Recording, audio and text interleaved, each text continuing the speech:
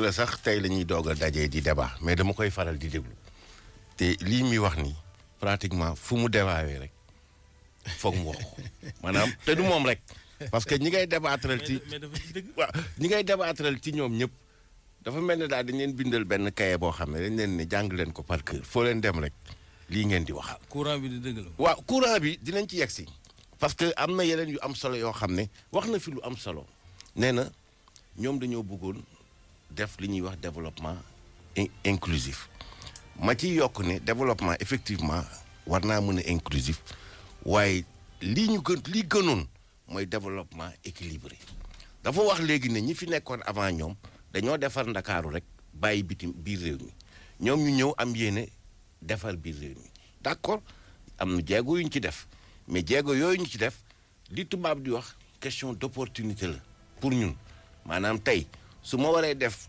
autoroute Ila Touba est-ce que dépense boobu moo gën a prioritaire wala moo gën a opportune que beneen dépense loolu ça dépend ku nekk fa nga féete ak na nga xalaate ne noonu la sa économie war a dox. mais ci fan la ñu lajjee. fi ñu lajjee fi ñu lajjee ba jar ngeen bëgg mooy mi ngi wax désenclavement mais désenclavement yamul rek ci defar ay tali xam nga désenclavement fan la njëkkee mooy accessibilité géographique de l'offre de soins maanaam fexe ba sénégalais bu nekk ak fu mu mënti nekk ci biir réew mi bu bëggee faju du def ay kilomètres pour dem faju ji tey am na alal ju ñu jël dugal ko ci ay fànn yoo xam ne seen option la mais yaakaar naa ne option ba gënoon mooy def ko ci lu jëm ci mbirum paj mi ndax image yi nga xam ne dañ koy faral di gis wala di dégg suñu ay mbokk di ñàkk seen bakkan ndax dañ doon matu war a dem ca l'hôpital amuñu yoon yu ñu jàll dëgg la waaye surtout bu ñu ñàkkee yoon yu ñu jàll c'est surtout dañoo ñàkk hôpital ya leen jege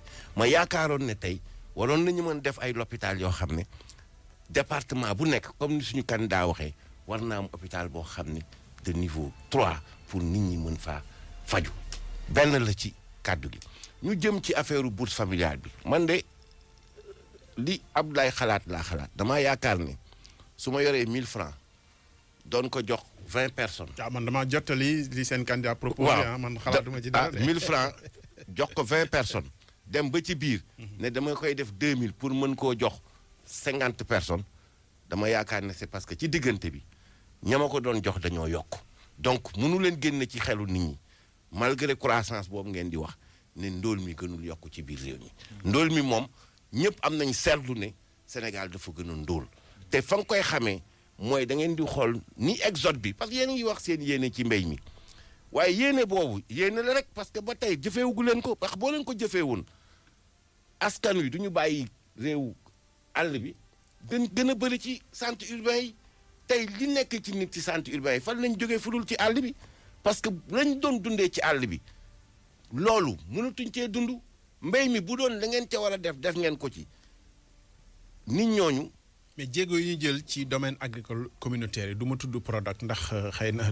beneen mooy li ma doon wax sànq domaine agricole yi laa wax. waaw voilà domaine agricole yi dak yi ñu bañ a yegg ci pro bi. waaw loolu est-ce que du jéego aussi pour xale yi ndaw yi mën a delluwaat ci li nga xam ne nii mooy suuf te njariñ nekk ci ba def ay statut ba am statut ouvrier agricole di am salaire di ci. Ablaye xam nga sànq nee naa la boo jëlee seen bilan ñaari colonie benn bi scandale la benn bi manipulation des chiffres. Prodac boobu mooy. Dak laa wax man. waaw Prodac man laa wax mooy symboliser lii may wax. manipulation des chiffres bi dégg nga keroog ba président demee Sédhiou ba mu waxee ne Prodac Dak boobu créé na fa xaw ma 1000 emplois du man du Idrissa Seck du keneen xale yi yeewoo Sédhiou ñoom ñu weddi kàddu yooyu donc manipulation chiffre benn ngi noonu nga dem ci scandale colonne scandale. mooy 29 milliards yi nga xam ne tey ñëpp à commencer par ñoom waroon nañu bëgg mu leer gaawantu bi nga xam ne gaawantu nañ ko ba ñuy wax 94 milliards bay ubbi commission d'enquête yaakaaroon na ne même gaawantu boobu waroon nañ ko mën a gaawantu. lan mooy 29 milliards 29 milliards yi ñuy wax ca Prodac. lan la. non tamit bu ma ne lan la. dama ko xamul. ah déedéet du ma ñi ñuy déglu xam nañ ko. déedéet ñi ñuy déglu xam nañ ko. ñi ñuy déglu xam nañ ko. leeral leen. ma ne ñi ñuy déglu xam nañ ko yow nag boo ko xamul da ngay. teg tuuma ngeen fi nekk. déedéet man du ma teg tuuma. leeralal 29 milliards yi. ma ne dégg nañ fi coow loo xam ne. seen biir la jóge. jógewul ci kenn. muy lan ñuy wax ay 29 milliards yoo xam ne dañ koo jël détourné ko ci affaire Prodac. am na ma amul. loolu amul lan fan lañ détourné 29 waaw milliards boo ci après nga tontu nga tontu. fan lañ non détourné après rek maawo xam nga man sooy wax damay bàyyi nga wax.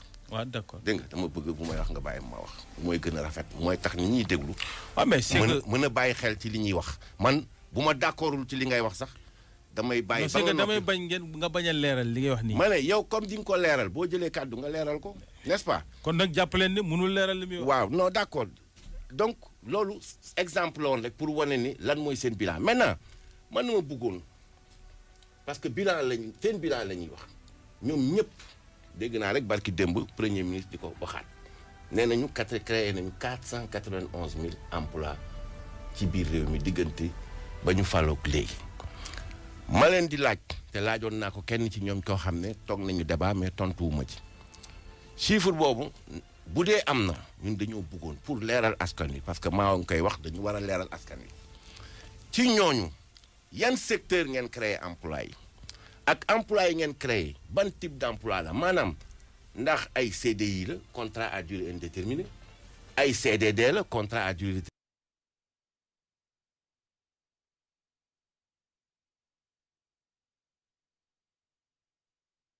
déterminée contrat saisonnier wala contrat de chantier parce que tey boo ubbee sa chantier Diamniadio di fa tabax ab cité entreprise ba jël ay xale di leen liggéeyloo bu chantier ba noppee est-ce que liggéey yooyu day wéy non seulement mu am problème boobu sur la nature des contrats mais mu am leneen lu gën a garaaw loo xam ne bu ñu leeralee ci 491 000 employés dina ko leeral askan wi mooy Sénégal problème bi rek du ñàkk mu xëyu xale yi loolu problème bu rëy la bu am solo la boo xam ne war na yitteel képp ku jiite réew mi mais problème ba ca lalu mooy sous-emploi bi nga xam ne moo nekk ci biir réew mi da ngay gis ab xale boo xam ne dafaa jàng ba am master 2 ci benn branche ñàkkum xëy tax ko mu nangu dem di liggéey comme vendeur ci benn supermarché loolu sous-emploi te loolu ñoom tontu wuñ ci te bëggoon naa donc bu ñuy wax ci mbirum bilan wu emploi mu am plus de transparence et de clarté ci 491 000 employés comme ça ñu mën leen ci tontu waaye la ngeen cay wax doyul askan wi parce que ñun jàpp nañ ne 500 000 employés yooyu amul benn impact ci lutte contre le chômage bi nga xam ne moo war a am ci réew mi. waaw. ayca ci wàllu emploi bi ak waaw yi mu wax aussi boo ci bëggee am ñaari 2-3 considérations. waaw bi ci njëkk mooy coppite gi am ci biir gox yeeg gox gaxan yi fépp ci biir Sénégal nga jàpp ko Casamance dem dans le Kédougou dem dans le nord du Sénégal dem dans le centre fépp ak les ponts yi nga xam ne am na fi Marsassoum pont wu Gambie. pont wu Foundiougne waxoon nga pont yeeg tali yi. waaw mais parce que ci biir réew mi la. mais boobu waxoon nañu ko. déet dama koy waxaat. xam nga tax ma di ko bantuwaat. ak gulumboog yi ci des. ok xam nga tax ma di ko waxaat. dafa ne développement bi dañoo fàtte biir réew mi. may fixer terroir yi ak l'étendue ak li nga xam ne ci biir réew mi la xewe avant muy doon dans Dakar à proprement dit changement boobu am moom nga xam ne day créer les conditions d'une véritable économie rurale exode rural bi mu doon wax li koy créer il faut de l'activité am de la production am des infrastructures nit ñi doog fa mun a toog. créer nga Ila Touba comme ni ma ko waxee sànq teg sa pôle industriel ak sa domaine agriculture communautaire nit ñi toog fa dañ fay toog liggéey fa loolu mooy yoonu liggéey bi loolu nag ci lañ nekk te mu doon loo xam ne nit mënu ko dindi croissance bi nga xam ne moom moo am croissance économique ou da nga koy gëm ou nga bañ ko gëm su dee gëm nga ko noonu rek nga mun a natte koom-koomu réew maintenant le côté inclusif mooy richesse bi ngay créer ndax da nga koy jël jox ko benn parti ñi ci gën a néew doole ci ñun dooleen ci boole loolu le président ne moom da koy soppi durablement ni mu ko soppee mooy d'abord audit fonction publique y avait 29 000 fonctionnaires fictifs ñu dindi leen koomu Sénégal boobu doon naax saay ñu jël ko jox ko ñu gën a néew doole ci ñun ngeen ne loolu du liggéey boo xam ne da ngay liggéey pour defar réew mi ak defaral askanu Sénégal askan waa ngi ñuy déglu lan li ci des mooy scandale mooy lan gis nga ku bëgg a jiite réew da ngay wax loo xam ne nit mënees na koo dégg commission d'enquête parlementaire bi ngay wax ka ko yëkkati moo ko yëkkatil boppam moo taxaw ne am na 94 milliards yoo xam ne Mamour Diallo da ko détourné kenn xamul li muy wax yow xamoo ko ñun xamuñu ko ñu ne Mamour dimbali ñu expliquer xamul li ñuy wax ndekete moom 94 milliards ya muy wax moom daf ci am activité professionnelle ci entreprise am. mais bu ñu bëggoon a leeral est-ce que yoon bi nga xam ne moom prééminence ci wàllu yooyu. non foofu dama ci boole laaj bi rek après. ma ne bu ñu bëggoon vraiment leeral. yoon bi nga xam ne moo war a mujj. parce que commission d'enquête parlementaire bu ñu ko defee aussi lu ñu ci mën rek mooy jébbal ko procureur bu ñu nangoo ñoom seen rapport en commission. est-ce que comme dem nañu ci wàllu est-ce que bu ñu bëggoon leeral rek gënul gaaw. xam nga je ne suis pas député mais man li may leeral mooy su may wax dara comme li mu wax sànq 29 milliards. mais ci doxalinu nguur. est-ce que gënul woon dafa am démarche. Ablaye quand tu es un homme d'État un homme politique dañu am aussi crise de la représentativité dans le pays ñiy représenter Sénégalais yi di wax en leur nom li ñuy wax dafa war a leer. mais est-ce que du tey man lu leerul sama xel mais est-ce que du tey xel léeg-léeg ñu bàyyi yenn lu leerul sama xel. du ma ko wax. dama bëgg a wax ne. 94 milliards ya may wax man. dama xam li ma ciy wax te day am seede te day am wax ju leer. mais bëggoon ñu leeral par ailleurs bëggoon ñu leeral lu ko jiitu. coow yeneen yu fi amoon non dama lay laaj rek après nga après mën nga tontu wala waaye li ma jiital bëgg ko fi mu toll nii. ma nga may ma leeral rek. mais est-ce que ma ne est-ce que bañoo est-ce que bëggoo woon yeneen yu jiitu yooyu tamit ñu amoon ci farlu bu ñu mel. aw ma benn problème. principe bi may défendre fii. mooy ni ngay waxee ci ay dossiers en tant que représentant d'un candidat et un candidat qui parle. parce que réew mi ngay waxal. waaw c'est-à-dire man su ma nee 94 milliards. je pose des faits. moom moo ko wax 1 2 dañ fi génnee ay firnde ne moom daf ci amoon entreprise bu boppam bu ci dugg waroon ci am 12% de ces 94 milliards ça nécessite parce que c'est des faits yoo xam ne yëg nga ko yow Ablaye Cissé moom Babacar Thioye ba yëg na ko man ma yëg ko. dégg nañu ko waaw dégg nañ ko laaj na kon dégg nañ ko weddiwu ko. waaw mais lu tax yoon bi nga xam ne moo war a mujj bàyyi ma terminer xam nga li may wax nii. waa dégg lu ma expliqué la. xam nga bu ñu bëggee rek mu leer. li may wax nii gënaluñu yoon procureur. ma ne maanaam lijjanti ko. parce que commission d'enquête parlementaire aussi xam nga lu tax xel yi di tey. ñaar la parce que commission d'enquête parlementaire. ala kulli xaal vraiment nit ñi aussi. seen xel mën nay tey leen ñu yaakaar ni am na péete ci ku jéggi. dinaa la tontu ci loolu mais ñaar la bi ci njëkk. mooy man su may wax ci mbir dama ci wax ju leer nii. wala ma ne la kii ay fausse facture lañ ko jiiñ ba mu mot temps ak li yëg loolu mu leer waaye 29 milliards ak scandale mooy lan. yaa xam nga foofu waaw ba ma daaneel rek. xam nga foofu nit ki sooy porter des accusations en tant qu'homme d'État tu structures ton discours da ngay wax loo xam ne day benn ñaar ñett ñu xam li ngay wax maintenant que tu me dises commission d'enquête parlementaire lu mel ni am na man de personnellement.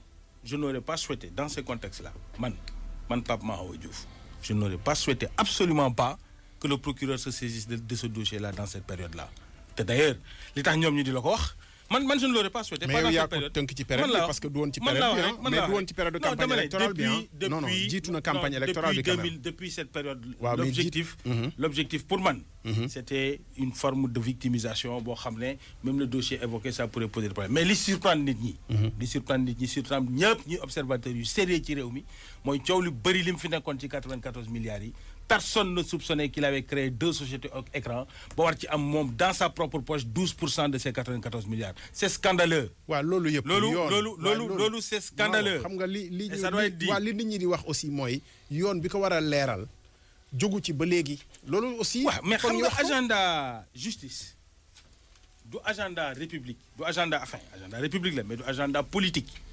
l'agenda de la justice c'est l'agenda de la justice. bu ñu delloo tam ci farlu assemblée nationale bi aussi yow choqué wu la que assemblée nationale bañ a lijjanti yeneen i mbir. am farlu bu mel ni ci mbir mi man bëggoon naa mu am farlu ci yeneen mbir man bëggoon naa mu farlu par exemple man bëggoon naa mu farlu man une commission d'enquête parlementaire buy leeral koom-koomu Sénégal ça ne me choque pas yow daf la choqué ma ne bëggoon naa mu farlu ci yeneen i mbir sa bëgg-bëgg la waaw mais bien sûr waaw mais moo tax ma wax par exemple 10 millions yi ñu waroon jox député yi ku ne ci assemblée nationale suñu xaalisu bopp mais waaw mais leeraluñu ko ci assemblée nationale la ay député moo député bu am sañ-sañam wax ko ma ne député bu am xam nga mun nga ko bañ a gëm mun nga ko bañ a man ma mën koo gëm mais ñi koy leeral commission d'enquête parlementaire déedéet da nga juum Ablaye da nga juum mais du loolu rek 10 millions kenn monsieur su ko distribuer assemblée te moom ma ko dañu ko waroon a def ba président ba ko teewee woon sax ne bu mu feeñ ka jiite woon commission ba ne à condition mu bañ a siiw loolu yëpp am na fi na ku bokk non ci ñun sax ku weddi loolu. non sëñ bi weddi xam nga weddi loolu amul fenn ki ko waxoon weddi na ko sañ la yow weddi dindiwul tuuma loolu yëpp xam nga li bon weddi dindiwul tuuma te loolu mu ngi fi ba léegi dama ne farlu bi ñu am ci lii mais si mu ngi fi loolu moom mu ngi fi ne fàng ak yeneen dafa am ay 10 millions yu gis ñu jéem a avancé waaw mais dañu ko waroon def Abdoulaye parce que feeñ na defuñu ko yow tamit. Abdoulaye doo ma baal rek parce que xam nga coordonnateur pôle communication nga mënoo aussi lu ñu yëkkati nga ne yëgoo ko. loolu moo mënul nekk. lu mu yëgul de mënoo fexe ba mu mais non. mais Abdoulaye bëggul yëg nga dul yëg. Abdoulaye Maaw dafa am lu mu wax loo xam ne. 10 millions yi ñu distribué assemblée nationale moom ñëpp teggi nañ. bu ñu waroon a distribué ki ko dugaloon sax ku ko waxoon sax génn. xam nga am na fi. Abdoulaye nga baal ma rek parce que Maaw